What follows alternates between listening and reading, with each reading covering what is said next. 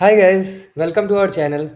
और आज हम बात करेंगे एक ऐसे स्टॉक के बारे में जिसके जिसके बारे में सबके मन में कुछ कन्फ्यूजन रहती है कि क्यों ये स्टॉक गिरा। और लोग जानना चाहते हैं कि ऐसी क्या सिचुएशंस थी, क्या हमें इस स्टॉक को लेना चाहिए कि नहीं लेना चाहिए, और आगे इस कंपनी का क्या फ्यूचर है, और क्या हम इसमें इन्वेस्ट करना चाहिए कि नहीं करना चाहिए। तो हम जो भी यहाँ पे बातें करेंगे वो सब कुछ रिलेटेड होगा for the long term investment, because I am a long term investor, so I basically prefer to analyse a stock based on the long term investment plan.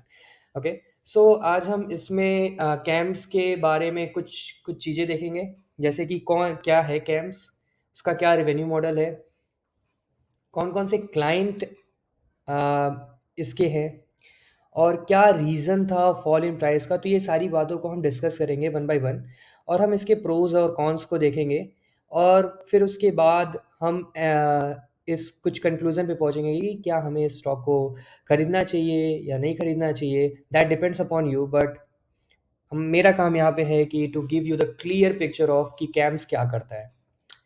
तो चलिए शुरू करते हैं।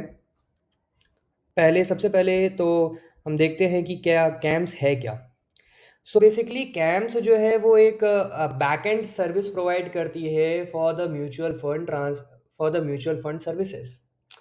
नाउ ये कुछ हद तक ठीक भी है, बट अगर क्लियर बिजनेस मॉडल हमें समझना है तो हम इनकी वेबसाइट पे जाके देख सकते हैं। ये इन्होंने खुद इलस्ट्रेट किया है कि we also provide technology enabled services solutions to alternative investment funds and the insurance companies. Basically अगर हम देखना चाहें तो कैम्स जो है वो सारी सर्विसेज प्रोवाइड करता है different different capital investment services को, जैसे कि इंश्योरेंस हो गया, एनपीएस हो गया, पीएमएस हो गया, पोर्टफोलियो मैनेजमेंट सिस्टम। तो और भी अदर अदर सेक्टर्स में ये इन्वॉल्व है, जो कि हम देख सकते हैं, जैसे म्यूचुअल फंड हो गया, जैसे A I F and P M S हो गया, केवाईसी सर्विसेज में भी ये काम करते हैं। तो ये सारी चीज़ें प्रोवाइड करते हैं to the mutual fund, to the insurance, to the N P S, कि उनका काम आसान हो जाए। तो अगर मैं सिंपल भाषा में समझाऊं तो कैम्स जो है वो बैक एंड सर्विसेज प्रोवाइड कर रही है to the mutual funds and other financial institutions. ठीक है, अब यहाँ पे आते हैं हम इनके रेवेन्यू मॉडल पे कि एक्चुअली में कैम्स जो है वो पैसा कमाती कैसे है। तो अगर हम वो देखना चाहें तो बेसिकली हमें ये समझना पड़ेगा कि इनका पूरा रेवेन्यू मॉडल, पूरा बिजनेस मॉडल बेस्ड है जो भी इनके क्लाइंट्स हैं उनसे ये कैसे अर्निंग निकाल रहे हैं। तो बेसिकली हम इनके रेवेन्यू मॉडल को चेक करते हैं पहले। तो अगर रेवेन्यू मॉडल पे जाएं, हमें एक बात समझनी पड़ेगी कि अगर हम म्यूचुअल फंड की बात करते हैं, है, तो बेसिकली म्यूचुअल फंड का अपना एक एयूएम होता है, एसेट्स अंडर मैनेजमेंट। और जितना म्यूचुअल फंड का जितना भी एयूएम होगा, on the basis of that ये कुछ चार्जेस लेते हैं। चार्जेस कुछ ऐसे डिवाइडेड हैं, इक्विटी फंड्स के 0.00 0.062, हाइब्रिड फंड्स के। तो जितना ज़्यादा म्यूचुअल फंड का एयूएम होगा उतना ज़्यादा इस कंपनी का रेवेन्यू होगा। तो आप ये भी बोल सकते हैं कि म्यूचुअल फंड का AUM is directly proportional to the revenue model of CAMS. Basically मैंने म्यूचुअल फंड क्यों लिया, क्योंकि अभी जो है कैम्स जो है अदर अदर सर्विसेज में एंटर कर रहा है, जहाँ से अभी उसे बहुत ज़्यादा कुछ अर्निंग नहीं हुई है, बट ये वो काफ़ी ग्रोथ ग्रोथ पे है। और आगे बात करते हैं कि इनके क्लाइंट कौन। अगर हम क्लाइंट बेस को देखते हैं तो क्लाइंट बेस में हमें ये दिखता है कि 10 of the largest mutual funds जो हैं वो कैम्स का सपोर्ट लेते हैं, कैम्स को आउटसोर्स करते हैं अपना डेटा, और सारी बैक एंड प्रोसेसिंग के लिए कैम्स का यूज़ करते हैं। तो इट मीन्स, और ये जो ट्रस्ट है, ये ये जो कैम्प्स कर रहे हैं ये आजकल से नहीं कर रहे हैं, ये बेसिकली इनका एक्सपर्टीज़ जो है वो 20+ ईयर्स ऑफ एक्सपर्टीज़ है इसको करने में। तो ये इनका काफ़ी काफ़ी मोनोपोली है इस सेक्टर में। तो और आगे बढ़ते हैं कि बहुत लोगों की बातें आती हैं कि अ, अगर ये मोनोपोली सेक्टर है तो ये क्यों गिरा और क्या रीज़न था इसके गिरने का। तो आइए हम वो भी चेक कर लेते हैं। तो अगर हम देखें तो हाईएस्ट पीक से अप्रॉक्स लाइक 50% जो है ये स्टॉक गिरा था। बहुत से लोग पूछते हैं कि कैम्स अगर इतनी मोनोपोली सेक्टर है तो क्या क्या रीज़न था उसके फॉल होने का? क्या ये ही उसका एक्चुअल वैल्यू है कि नहीं है? क्या इससे आगे बढ़े कि नहीं? तो वो हम सारी बातें देखेंगे। तो basically first we are looking कि ये अगर हम देखें तो ये 4067 इसका पीक वैल्यू था आई गेस, और वहाँ से ये 50% नीचे गया है। तो बेसिकली इस टाइम फ्रेम में हुआ क्या था अगर मैं बताऊँ तो अ, अगर आप नीचे जाके इसमें चेक करें तो प्रोमोटर्स में एक इक्विटी इन्वेस्टर है, ग्रेट टेरेन इन्वेस्टमेंट लिमिटेड। सो इन्होंने ये बहुत बड़े प्रोमोटर्स थे और इन्होंने अपना शेयर काटते इन्होंने अभी 19.92 कर दिया है। तो क्या रीज़न था इनके काटने का वो तो हमें नहीं पता, बट प्राइवेट इक्विटी इन्वेस्टर्स का काम ही यही होता है कि ये ढूंढते हैं मार्केट में कौन सी अच्छी कंपनीज हैं जिसमें ये इन्वेस्ट कर सकते हैं और क्या ग्रोथ पोटेंशियल्स है और क्या वो इन्फ्लुएंस कर सकते हैं और क्या वो इनपुट डाल के उस कंपनी को किस वैल्यू तक ले जा सकते हैं। और if they find कि ये company it can grow in somewhat like 2-3 years to 100 to 200%, so that is what they do. They invest in those particular stock prices and cut down when it reaches to up to that level. So अभी भी ये पूरा cut off नहीं किए हैं, इन्होंने कुछ percent cell किया है, तो that does not mean कि ये स्टॉक जो है वो बुरा है। अब आगे बात करते हैं कि और क्या रीज़न हो सकता है इसके गिरने का। तो बेसिकली एक रीज़न तो ये भी है कि अगर मैं यहाँ पे चेक करूँ तो एक रीज़न तो ये भी है कि इस टाइम पीरियड में अगर ये टाइम पीरियड देखा जाए तो अगर मैं देखूँ तो 30th ऑफ अगस्त 2021 से ये है 23rd ऑफ मई 2022। तो बेसिकली इस पर्टिकुलर पीरियड में स्टॉक प्राइस ऑलरेडी बहुत डिफरेंट डिफरेंट फैक्टर से गिरा, जैसे Russia Ukraine war and all those factors. तो स्टॉक ऑलरेडी काफ़ी हिट हुआ था इस पीरियड में। और दूसरा फैक्टर ये था कि गवर्नमेंट ने बिकॉज इनका जो रेवेन्यू मॉडल है वो बेस्ड इज डायरेक्ट, जैसा मैंने पहले बताया कि it's directly proportional to the AUM of the mutual funds company, or according to the SEBI guidelines, any of the mutual fund companies cannot have uh, like they have implemented an upper cap for the expense ratio. What does that mean? Expense ratio का मतलब होता है कि आप mutual fund companies, जैसे कि हम जैसे रिटेल इन्वेस्टर्स जब किसी म्यूचुअल फंड कंपनीज में इन्वेस्ट करते हैं तो आपने देखा होगा कि हर एक म्यूचुअल फंड का अपना एक एक्सपेंस रेशियो होता है जो चार्ज करते हैं जिससे उनकी प्रॉफिट अर्निंग होती है। ठीक है, जो जितने भी इन्वेस्टर्स या बड़े बड़े प्लेयर्स वो अपने म्यूचुअल फंड्स में बैठा के रखते हैं जो कि डिसाइड करते हैं कि where to invest and how to invest, so उनको भी कुछ देना पड़ता है। So for that reason they have some expense ratio, and SEBI has restricted that particular expense ratio to go beyond 2%. So that has affected the mutual fund companies a lot. और अगर उनके profit पे effect होगा तो that will affect the profit of CAMS also. तो ये कुछ reasons थे जिससे ये गिरा, but that does not reflect कि फंडामेंटली किसी इस कैम्प्स में कोई इशू है। अब आगे बढ़ते हैं कि then why you are saying कि फिर आपके मन में ये क्वेश्चन आएगा कि मैं क्यों ऐसा बोल रहा है कि ये यहाँ से बढ़ सकता है। तो उस पे भी हम कुछ आगे बताते हैं। तो बेसिकली मैंने कुछ ऐसे चार्ट्स निकाल के रखे हुए हैं जिससे आपको पता चलेगा कि क्यों ये कंपनीज और ये क्यों सेक्टर्स जो है वो बहुत ज़्यादा ग्रो करने वाला है। तो बेसिकली अगर हम ये देखें तो this is a gross financial savings, जहाँ पे हमें पता चल रहा है कि 2015 से 2021 तक लगातार हमारी सेविंग्स इंडिया में बढ़ रही हैं। अब ये सेविंग बढ़ रही हैं तो ये कहाँ इन्वेस्ट हो रही हैं? That comes the second question. तो अगर ये मैं सेकंड क्वेश्चंस के बारे में यहाँ इस चार्ट पे आपको ले जाता हूँ। यहाँ पे आपको पता चलेगा कि ये देखिए FY 12 से FY 20, तो यहाँ पे आप देखते हैं कि फाइनेंशियल सेविंग्स, ये this is a savings in physical asset. तो savings in physical asset, this is orange colour, so this yellow color, okay. So savings in physical asset, this is a yellow color, so 67%। तो physical assets का मतलब क्या हो गया? Physical assets का मतलब हो गया कि गोल्ड हो गए, रियल एस्टेट हो गए। बट क्योंकि रियल एस्टेट इस समय उतनी प्रॉफिट नहीं दे रहे हैं, तो बेसिकली इंडियन जो है वो मूव कर रहे हैं फाइनेंशियल सेविंग्स पे। फाइनेंशियल सेविंग्स देखिए 31 से 41% हो गई है। तो दैट मीन्स कि we are into the financial savings. Now financial savings में क्या क्या हो सकता है? एनपीएस हो सकता है, ईपीएफ हो सकता है, पीपीएफ हो सकता है, म्यूचुअल फंड्स हो सकते हैं, इक्विटी हो सकती है। तो अब हमें ये कैसे पता चलेगा कि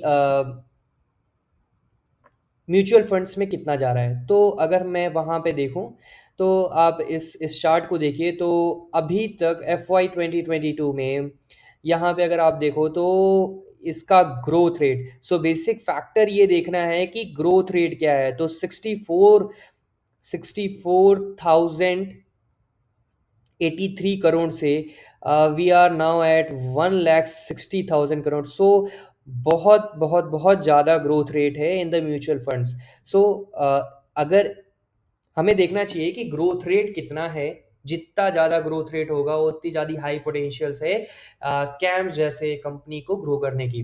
तो यहाँ पे ग्रोथ पोटेंशियल बहुत ज़्यादा अच्छा है। अब आगे बात करते हैं कि म्यूचुअल फंड्स में, अच्छा हमें समझ में आ गया कि म्यूचुअल फंड्स में हम invest, Indian people are investing in the mutual funds. Now अगर हम मूव करते हैं कि इंडिया में अभी कितना और बचा हुआ है, कि अभी और क्या ग्रोथ है, म्यूचुअल फंड्स का क्या ग्रोथ है। सो अगर हमें उसे देखना है तो हम यहाँ पे हमारा एक पैरामीटर होता है equity mutual fund to GDP. Now equity AM to GDP. So basically यहाँ पे अगर हम डिफरेंट डिफरेंट कंट्रीज को कंपेयर करें तो हम अभी स्टैंड करते हैं 6% पे। तो ये जितना ज़्यादा होगा उतना ज़्यादा पेनेट्रेशन हुआ है म्यूचुअल फंड्स का। तो हम देख सकते हैं कि इंडिया में म्यूचुअल फंड्स का पेनेट्रेशन बहुत ही कम है, that is at 6%, and in the US it is at 89%। So we can say that India has a very, very, very high potentials to grow in the mutual fund sector. Now, ये कुछ macro economic point of view से reasons हैं mutual funds को grow करने के, और that is directly related to the कैम service को ग्रो करने के। सो बेसिकली अगर मैं ये देखूं तो करेंटली अभी इसका जो प्राइस चल रहा है वो चल रहा है 2549, जो कि 35% लेस है फ्रॉम इट्स पीक। सो यहाँ पे मेरे हिसाब से ग्रेट अपॉर्चुनिटीज़ है, but this is not any recommendations from me. I am just presenting the overall pictures, like I am just presenting the overall picture of from the macroeconomic point of view, how the CAM service is working and what is growth potentials। और क्या cam service की अगर मैं pros की बात करता हूँ तो यहाँ पे एक और बात आती है कि वी वी यूजली से कि कैम्स जो है वो एक मोनोपोली स्टॉक है। हम क्यों ऐसा बोलते हैं मोनोपोली स्टॉक है? बिकॉज वो 10 of the most largest mutual funds का के क्लाइंट को सर्व करता है। सो अब यहाँ पे बात आती है कि why not other companies can enter into the this market. So जैसा मैंने आपको बताया है कि इस कंपनी का जो पास्ट है वो बहुत ही अच्छा है, that is a 20+ year of experience and it is serving the some of the largest mutual funds from past 20 years. So trust factor यहाँ पे प्ले करता है। जब भी कोई फाइनेंशियल्स की बात आती है तो trust is the major thing. यहाँ पे दो बातें आती हैं कि म्यूचुअल फंड कंपनीज अगर अपना बैकएंड जो है वो किसी दूसरे कंपटीटर पे आउटसोर्स करती है, तो that will not only break the trust, because switching cost जो होगा इसमें वो बहुत ज़्यादा होगा, because at current point of time CAMS is serving around like 22 trillions of AUM, which is a very very huge amount. तो अगर मैं यहाँ पे बात करूँ तो मोनोपोली स्टॉक इसीलिए इसको बोल रहे हैं बिकॉज यहाँ पे एक ट्रस्ट फैक्टर प्ले करता है, प्लस बड़े बड़े mutual funds does not want to go into this back end services and serve all these back ends and invest their monies on these in order to cater around the back end services and try to find out something what they can do. But they have their major focuses on their own on their own portions, like how to manage the funds, how to serve the people better, how to employ some good private how to employ some good people into their companies so that the customers get benefited from that. तो ये सारी चीजें हैं जो mutual funds जो हैं वो अपना फोकस रखते हैं rather than going into the backend services. Yes, they can go, but it will involve a very huge cost. तो आई डोंट थिंक कि कोई भी म्यूचुअल फंड्स ऐसा कुछ चाहेगी। और फैक्टर है कि mutual funds companies does not want to lose their customers. So अगर वो इस दूसरे बैक एंड सर्विसेज पे जाती हैं या अपना खुद का बैक एंड सर्विसेज बनाती हैं तो there is a very very very large probability कि वो अपना क्लाइंट बेस हो सकती हैं because of the bad reviews due to the some different back end services and all those things. तो अगर अब तो यहाँ तक हमने प्रोज की बात कर ली, बट इसके कुछ कॉन्स भी हैं। कॉन्स क्या क्या हो सकते हैं कि कॉन्स अगर हम देखना चाहें तो बेसिकली ये जो पर्टिकुलर कैम सर्विस है इसका जो रेवेन्यू आता है वो अराउंड 70% ऑफ द रेवेन्यू जो है वो कुछ चुनिंदा क्लाइंट्स से ही आता है, जो चुनिंदा बड़े म्यूचुअल फंड क्लाइंट से आता है। तो अगर उनमें से एक दो भी अगर म्यूचुअल फंड्स जो हैं वो दूसरे अपना बैक एंड सर्विसेज उन्होंने खुद से बना लिया या फिर अगर कुछ दूसरे कंपिटिटर सर्विसेज के पास पहुंच गए तो that will affect this scam service a lot. दूसरा मुझे जो प्रोबेबल कॉन्स फॉर कैम्स दिखता है वो है कि सेबी का इंटरफेरेंस। अब कल जाके सेबी वापस से एंटर करके वो बोल दे कि नहीं, म्यूचुअल फंड कंपनीज को we have to restrict this expense ratio to below 2%, so that particular risk will always be there with the scam services. And now you need to decide what is it good to buy the cams or not. So I'll leave that decision on you. But according to my point of view, I think that it's a very fundamentally it's very sound company. Now we can go to some of the financial chart of this particular company. मैं profit loss देखता हूँ तो sales जो है वो अब तक की सबसे सबसे लार्जेस्ट है और सबसे ज़्यादा है और अभी इंक्रीजिंग, अभी भी ये करंट ट्रेलिंग मंथ में ही है। और एक्सपेंस तो अगर मैं प्रॉफिट देखूँ तो हाईएस्ट एवर है। प्रॉफिट नेट प्रॉफिट में देखूँ तो surely it will go above 289 because अभी भी कुछ मंथ्स बाकी हैं। और अगर हम इसके बैलेंस शीट की बात करें तो हमारे रिजर्व्स, सो सबसे इंपॉर्टेंट चीज़ है कि इसके रिजर्व्स बढ़ रहे हैं। That's a very very plus point, like इनके रिजर्व्स जो हैं वो बहुत बढ़ रहे हैं।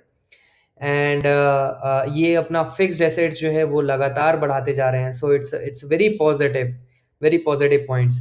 और एक और इम्पॉर्टेंट बात कि एफआईआईज जहां हम देख रहे हैं कि एफआईआईज जो है वो बहुत ज़्यादा इंडिया में सेल कर रहे हैं, बट अगर हम ये देखें तो इन्होंने काफ़ी इन्वेस्टमेंट की हुई है, लगातार बढ़ाते जा रहे हैं एफआईआई। अगर एफआईआई फॉरेन इन्वेस्टर इन्होंने काफ़ी ये एफआईआईज जो होते हैं वो बहुत चुनिंदा चीज़ों को पिक करते हैं और काफ़ी एनालिसिस करते हैं before investing in any stock. तो दैट मीन्स कि something is there in this particular stock. और वो उन्हें भी ऐसी चीज़ें दिख रही हैं कि फंडामेंटली ये बहुत ही साउंड स्टॉक है और it can go up to very high value और even can beat its highest.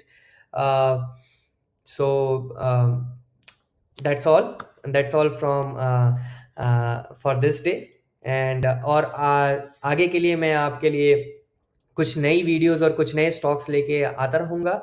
और please do subscribe my channels and please hit the like button so that I can get some more motivations to give you some more knowledge about the finance. And see you the next time.